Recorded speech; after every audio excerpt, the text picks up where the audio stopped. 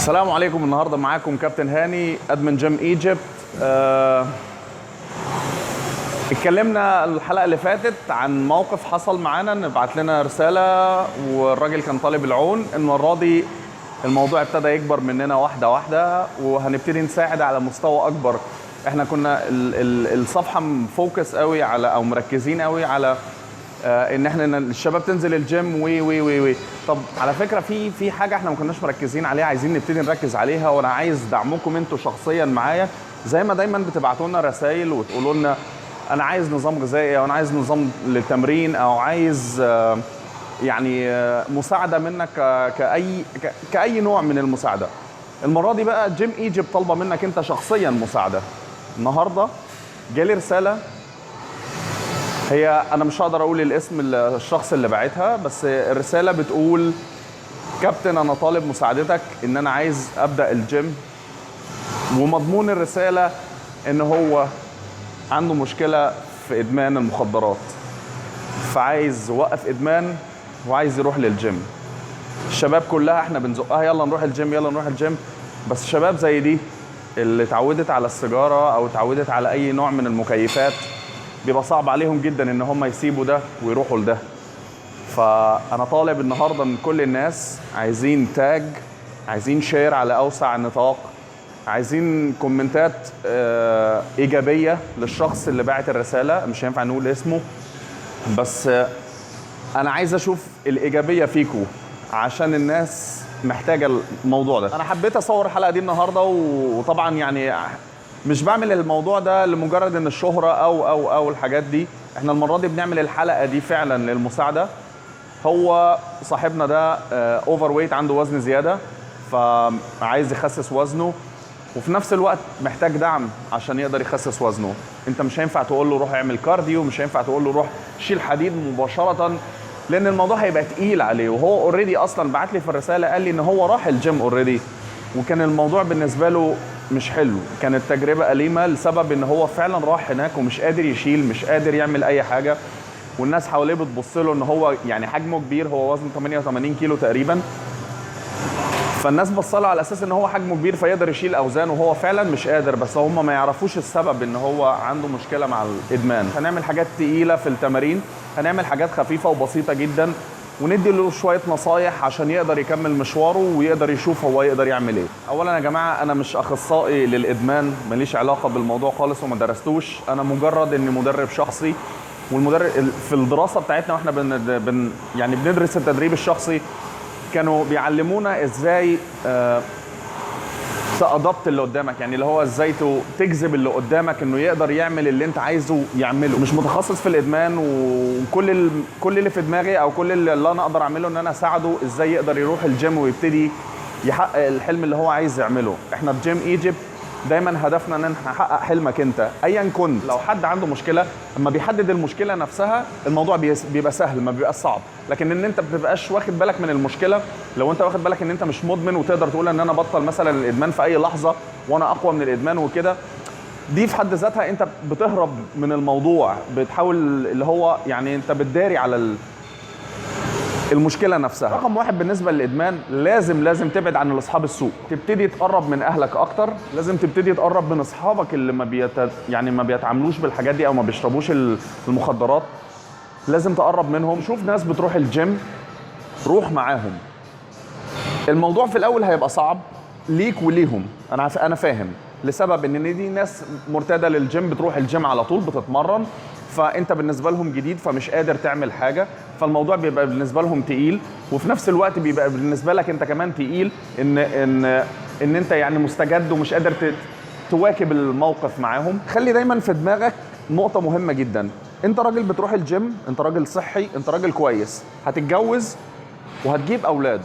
الاولاد دول ممكن يطلعوا دكاتره، وممكن يطلعوا مهندسين، ويطلعوا حاجات كتيره جدا.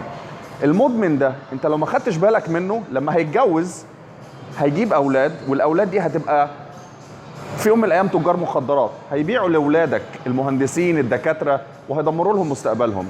انت في ايدك دلوقتي ان انت تصلح الموقف وتاخد خطوه ايجابيه وتبقى بني ادم ايجابي في المجتمع، ان انت تقول انا هساعد الشخص المدمن ده وهاخده من النقطه دي احطه للنقطه دي، ويبقى على التراك الصحيح بالنسبه للتمرين او بالنسبه للاكل، او على الاقل يبعد عن اصحاب السوق، عشان في يوم من الايام ما يجيش ابنه ويبيع لابنك انت مخدرات. نصيحه ومن النصائح اللي انت لازم تتابعها كمان عشان تقلع عن الادمان، خلي في دماغك حاجه مهمه جدا، ان انت خدت القرار ان انت هتبطل، فانت دي الخطوه الاولى وهتبطل. الموضوع بتاع الادمان ايا كان، انا مش اخصائي قوي، بس الموضوع ممكن ياخد معاك 10 20 يوم على ما السموم تبتدي تتبخر من الجسم يعني. فممكن انت يعني لو استمريت على الايجابيه اللي انت فيها، ان انت فعلا مش هتبطل ومش هترجع، وحتى لو قلت لنفسك ايه، طب ده انا هاخد بس يعني نفس واحد، او انا هاخد مثلا اي برشامه واحده، او مش عارف ايه، كل ده هيجيبك ورا تاني.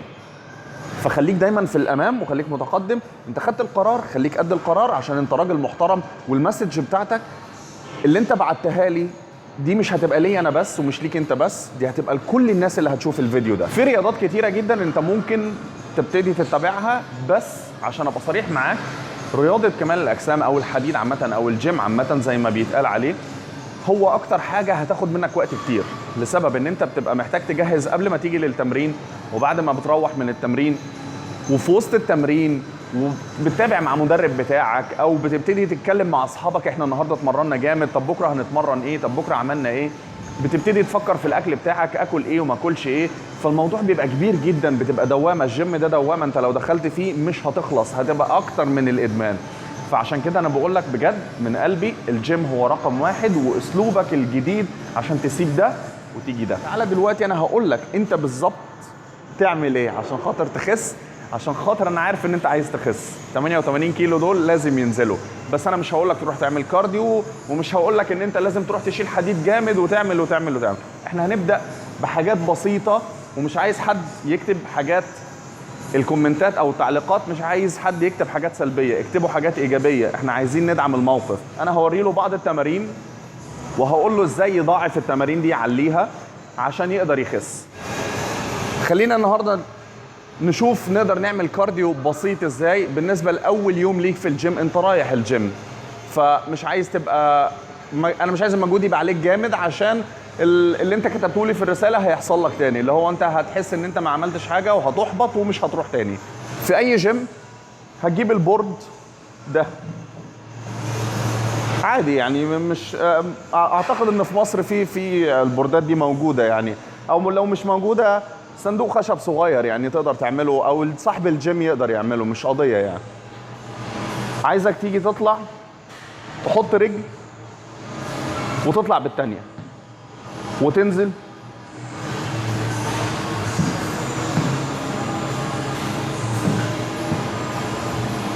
عايزك تعمل دي لمده 10 دقايق.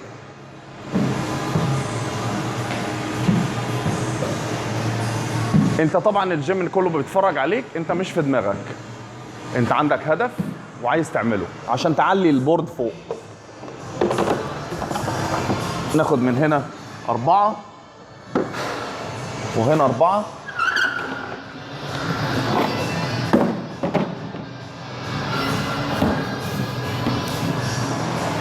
البورد عالي معاك. دلوقتي انا عايزك هتطلع تكيك اب وتنزل تحت، اسف هتطلع بركبتك لفوق وتنزل لتحت. حاجات بسيطة تقدر تعملها. انا نفسي ابتديت اعرق، مش هتتعب بالمعنى اللي هو تخليك تبطل جيم. بعد ما خلصت التمرين التاني خش على التمرين التالت. انت مش هتعمل حاجة جديدة غير ان انت هتفضل طول الوقت على البورد ده، عشان نبتدي نحفزك، اللي هو تبتدي تفكر ان الموضوع مش تعب قوي. انت حسيت بمجهود وحسيت بضربات قلبك زادت شويه وحسيت بعرق، حلو قوي، نستمر بقى. حط رجل على البورد، عايزك تطلع تحط الثانيه وتنزل وتحط وتطلع.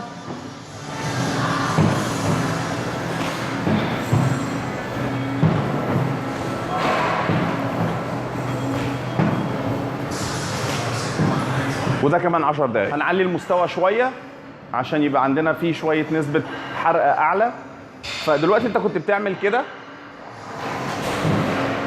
ده اللي انت بتعمله. انا عايزك بقى تعمل يعني الحركه هتبقى على رجل واحده بس. انت بتبقى واقف هنا اهو، بتنط، تنزل سكوات وتطلع. تمام؟ خليك دايما فاكر ان الموضوع في الاول صعب، بس يوم بعد يوم هيبقى فيه تحسن وهيبقى فيه لياقه اعلى وهتقدر تكمل مشوارك.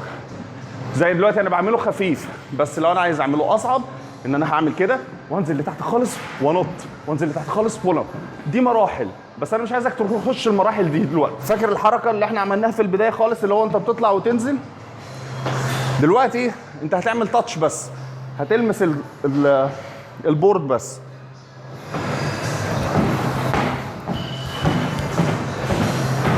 تتنفس، اهم حاجه النفس من المناخير، يعني بتاخد شهيق وزفير.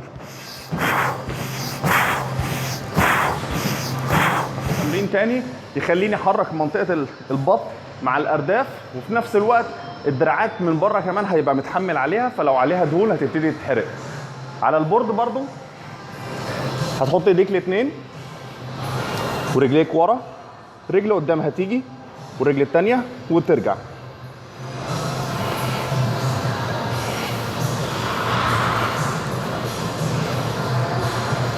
انت كنت بتعمل كده دلوقتي، ده اللي انت كنت بتعمله. عايزك دلوقتي رجل ورا ورجل قدام.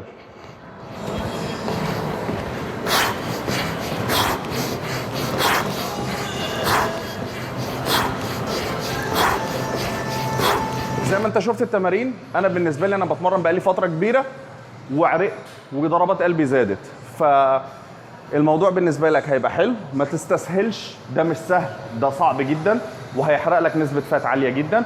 اهم حاجه ان انت هتبتدي تظبط اكلك، اهم حاجه ان انت هتتواظب على التمرين وتيجي للتمرين. تالت حاجه انا طالبها من الناس اللي بتتفرج على الفيديو دلوقتي، كل ما هتشوف واحد في الجيم محتاجك لازم تساعده، ايا كان وضعه، ايا كانت ظروفه، لازم تساعد الناس. دي اخلاقنا كرياضيين، اللي هو مش مجرد ان انت بتفكر في نفسك وبس وتعمل جسم وخلاص، لا، انا عايزك دايما تفكر ان انت ازاي تساعد الناس. عايزك بمنتهى الشهامه والشياكه وراجل رياضي تروح تقول له انت محتاج مساعده، دي بتتعمل كده، دي ما بتتعملش كده. واغلب الناس واغلب الشباب دلوقتي والبنات بقوا عارفين من جيم ايجيبت ازاي دي تتعمل صح وازاي دي ما تتعملش صح، والنظريه وعكسها، ويبقى في اكل هنا يتاكل وفي اكل ما يتاكلش، سواء انت بتنشف سواء انت بتضخم سواء ايا كان الوضع. خليك دايما رياضي، وخلينا دايما نشرف بلدنا ونشرف الوطن العربي كله ان احنا باخلاقنا وناس رياضيين ان احنا نساعد الناس. فاحنا عاملين الفيديو ده لمجرد المساعده مش للمتاجره تماما. جيم ايجيبت معاكم كابتن هاني، واشوفكم على خير ان شاء الله، وفي رساله جديده من الرسائل اللي هتجيلي هنعمل لها فيديو.